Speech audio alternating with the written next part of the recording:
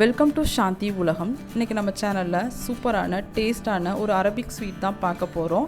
இதோட ப்ராசஸ் கொஞ்சம் லென்த்தியாக தான் இருக்கும். உங்களுக்கு டைம் இருக்கும்போது கண்டிப்பாக இதை ட்ரை பண்ணி பாருங்கள். இது சிம்பிளாக எப்படி செய்யலாம் அப்படிங்கிறத வீடியோக்குள்ளே போய் பார்க்கலாம். ஃபஸ்ட்டு ஸ்டெப், நம்ம ஃபில்லிங் ரெடி பண்ண போகிறோம். பேனில் பால் எடுத்துக்கலாம். அதில் 2 டேபிள் ஸ்பூன் அளவுக்கு கஸ்டர்ட் பவுடர் சேர்த்துக்கோங்க. நம்ம ஸ்வீட்னஸ்க்கு ஏற்ற மாதிரி சுகர் சேர்த்துக்கலாம். நான் இன்றைக்கி ஒயிட் சுகர் தான் எடுத்திருக்கேன். நான் இன்னும் அடுப்பை ஆன் பண்ணலை. நம்ம கஸ்டர்ட் பவுடரை கட்டி இல்லாமல் நல்லா கரைச்சிட்டு அதுக்கப்புறமா தான் அடுப்பை ஆன் பண்ணணும். இந்த மாதிரி ஒரு மரக்கரண்டி வச்சுட்டு கட்டி இல்லாமல் கரைச்சி எடுத்துக்கோங்க. உங்கள்கிட்ட வயர் விஸ்கு இருக்குது அப்படின்னா அதை யூஸ் பண்ணிக்கோங்க. அது இன்னும் கரெக்டாக நமக்கு கிடைக்கும். பார்த்திங்களா, இந்த மாதிரி கட்டி இல்லாமல் கரைச்சிட்டு அடுப்பை ஆன் பண்ணி மீடியம் ஃப்ளேம்லேயே வச்சு குக் பண்ணி எடுக்க போகிறோம்.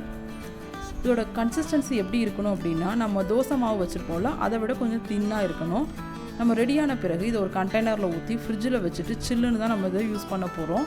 அதனால் செய்யும்போது அந்த கன்சிஸ்டன்சிக்கு ரெடி பண்ணி எடுத்துக்கோங்க. ஓவர் குக் பண்ணக்கூடாது. நான் குக் பண்ணிவிட்டு காமிக்கிறேன் எப்படி இருக்குன்ட்டு. இது குக் பண்ணிவிட்டு உங்களுக்கு ஸ்வீட்னஸ் கரெக்டாக இருக்கான்னு செக் பண்ணிக்கோங்க. அப்படி இல்லை அப்படின்னா கொஞ்சம் எக்ஸ்ட்ரா சுகர் வேணுனாலும் சேர்த்துக்கலாம் இந்த ஸ்டேஜில். இது ரெடியாகிறது ஒரு 5லேருந்து 10 நிமிஷத்துக்குள்ளே ரெடியாகி வந்துடும். ரெடியான பிறகு நம்ம ஃப்ரிட்ஜில் ஸ்டோர் பண்ணி எடுத்துக்கலாம். ஆறின பிறகு ஃபில்லிங் அவ்வளோதான், ரெடி ஆகிடுச்சு. நெக்ஸ்ட்டு நம்ம மாவு ரெடி பண்ணிக்கலாம். மாவு ரெடி பண்ணுறதுக்கு ஒரு பவுலில் கொஞ்சமாக சுகர் எடுத்து வச்சுருக்கேன். நம்ம ஃபஸ்ட்டு ஈஸ்ட்டை ஆக்டிவேட் பண்ணணும். அதுக்கு 1 டேபிள் ஸ்பூன் அளவுக்கு ஈஸ்ட்டு சேர்த்துக்கலாம். அதில் கொஞ்சமாக வார்ம் மில்க் ஊற்றி ஈஸ்ட்டை ஆக்டிவேட் பண்ணலாம். வார்ம் மில்க்கு தான் கண்டிப்பாக சேர்க்கணும், சில்லுன்னு சேர்க்கக்கூடாது. ரொம்ப நேரம் வைக்கணும்னு அவசியம் இல்லை. ஒரு நிமிஷம் போல் வச்சா போதும். இது இருக்கட்டும். நெக்ஸ்ட்டு மாவு எடுத்துக்கலாம். அதுக்கு ஒரு பவுலில் 1 கப் மைதா மாவு எடுத்துக்கலாம். ஆல் பர்பஸ் ஃப்ளார் எடுத்துக்கோங்க. இது கூடவே நம்ம எவ்வளோ மாவு எடுக்கிறோமோ அதில் பாதி பங்கு ரவை எடுத்துக்கலாம். நான் இன்றைக்கி வறுக்காத ரவை தான் எடுத்திருக்கேன். அதுதான் நல்லாயிருக்கும் டேஸ்ட்டு. அதையும் சேர்த்துட்டு நான் இது கூடவே இன்றைக்கி கொஞ்சமாக பேக்கிங் பவுடர் சேர்த்துருக்கேன். அதையும் சேர்த்து நம்ம ஆல்ரெடி ரெடி பண்ணி வச்சுருக்கோம்ல ஈஸ்ட் மிக்சர், அதையும் சேர்த்து நல்லா மிக்ஸ் பண்ணி எடுக்க போகிறோம்.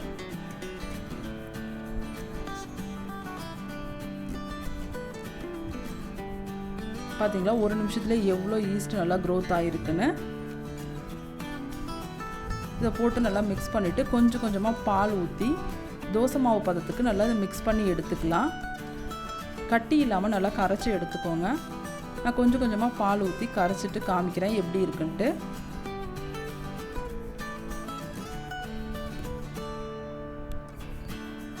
பார்த்திங்களா, இந்த மாதிரி ரெடியான பிறகு ஒரு பிளேட்டு போட்டு மூடி வச்சு ஒரு 1/2 ஹவர்லேருந்து 1 ஹவர் வரைக்கும் நம்ம ரெடி ஆகிறதுக்கு டைம் கொடுக்கலாம்.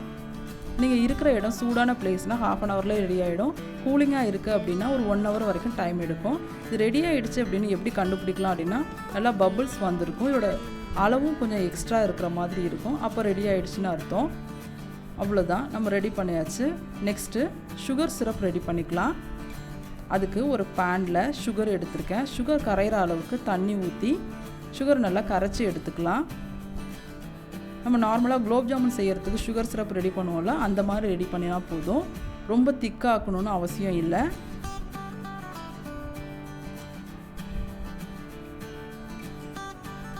ரெடியாகி வந்த பிறகு நான் இன்றைக்கி கொஞ்சமாக இதில் ஏலக்காய் பொடியும் லெமன் ஜூஸும் பிழிஞ்சு எடுத்து வைக்க போகிறேன்.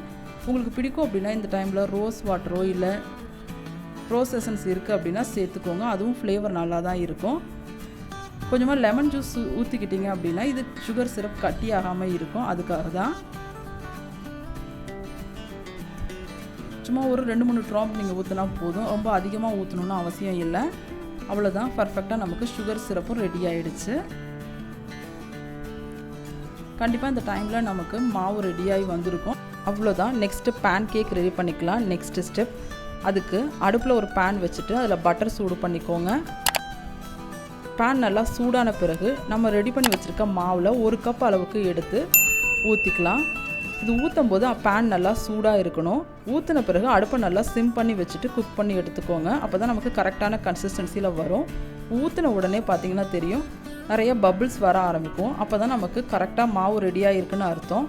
அப்படி இல்லை அப்படின்னா நீங்கள் கொஞ்சம் நேரம் வெயிட் பண்ணிவிட்டு அப்புறமா ஊற்றிக்கலாம். அடுப்பை கண்டிப்பாக சிம் பண்ணிவிட்டு குக் பண்ணி எடுத்துக்கோங்க. இது திருப்பி போடக்கூடாது. பேக் சைட் பார்த்திங்கன்னா நல்லா கோல்டன் கலரில் வந்திருக்கும். இந்த மாதிரி ஸ்டேஜில் நம்ம எடுத்துகிட்டு ஒரு பிளேட்டில் வச்சுட்டு ஒரு க்ளீனான கிச்சன் டவல் வச்சு மூடிக்கலாம். அப்போ அது காயாமல் இருக்கும். பார்த்திங்களா, சூப்பராக ரெடி ஆகிடுச்சு. நெக்ஸ்ட்டு ஃபில்லிங் என்ன இருக்குதுன்னு பார்க்கலாம்.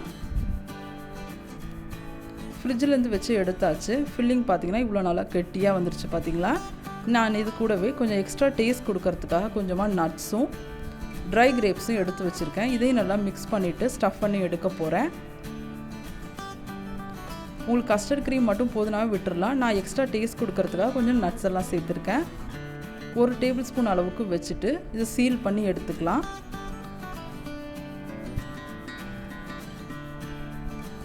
இதுக்கு தண்ணிலாம் தொடணும்னு அவசியம் இல்லை. நம்ம ஆல்ரெடி மூடி தானே வச்சுருந்தோம். அந்த ஈரப்பதத்துக்கு அது நல்லா ஒட்டி எடுத்துக்கலாம். நல்லா ஒட்டி எடுத்துகிட்டு நம்ம ரெடி பண்ணி வச்சுருக்கோம்ல சுகர் சிரப், அதில் டிப் பண்ணி எடுத்துக்கலாம். நம்ம எப்போ சர்வ் பண்ண போகிறோமோ அப்போ தான் டிப் பண்ணி எடுக்கணும். ஃபஸ்ட்டே டிப் பண்ணி எடுத்துட்டோம் அப்படின்னா நம்ம சர்வ் பண்ணுறதுக்குள்ளே ஒரு மாதிரி சொதன்னு ஆகிடும். அதனால் நம்ம எப்போ கொடுக்க போகிறோமோ சாப்பிட்றதுக்கு அதுக்கு முன்னாடி சுகர் சிரப்பில் போட்டு எடுத்தால் போதும். அது வரைக்கும் நம்ம ஒரு கிச்சன் டவல் போட்டு மூடி வச்சா கரெக்டாக இருக்கும். பார்த்திங்களா, சூப்பரான ஸ்வீட் ரெடி ஆகிடுச்சு. நீங்களும் இதே மாதிரி ட்ரை பண்ணி பாருங்கள். ட்ரை பண்ணி பார்த்துட்டு உங்களோட ஃபீட்பேக் கமெண்ட் பாக்ஸில் கொடுங்க. ரெசிபி பிடிச்சிருந்ததுன்னா லைக் பண்ணுங்கள், ஷேர் பண்ணுங்கள். சப்ஸ்கிரைப் பண்ணாதவங்க சப்ஸ்கிரைப் பண்ணிக்கோங்க. தேங்க்ஸ் ஃபார் வாட்சிங்.